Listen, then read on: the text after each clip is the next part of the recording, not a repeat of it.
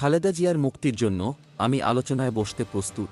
খালেদা জিয়ার মুক্তির জন্য সরকারের সঙ্গে আমি যে কোনো সময় আলোচনায় বসতে প্রস্তুত বলে মন্তব্য করেছেন লিবারেল ডেমোক্রেটিক পার্টির প্রেসিডেন্ট বীর বিক্রম ডক্টর কর্নেল অবসর অলি আহমদ। শনিবার ২০ এপ্রিল দলের কেন্দ্রীয় কার্যালয়ে ঈদ পুনর্মিলনী অনুষ্ঠানে তিনি এ মন্তব্য করেন।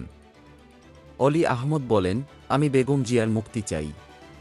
আমি একজন বীর বিক্রম, তাই প্রধানমন্ত্রী শেখ হাসিনার কাছে আমার অনুরোধ, খালেদা জিয়ার মুক্তির জন্য আপনাদের সঙ্গে যে কোনো সময় আলোচনায় বসতে প্রস্তুত। প্রধানমন্ত্রী শেখ হাসিনাকে উদ্দেশ্য করে তিনি বলেন, খালেদা জিয়ার মতো এত গুণে গুণান্বিত একজন নারী এবং সর্বজনীন গণতন্ত্রের রূপকার বাংলাদেশের সাবেক প্রধানমন্ত্রীকে বিনা দোষে কারাগারে রেখে যে অন্যায় করতেছেন, একদিন আল্লাহর কাছে কি জবাব দিবেন?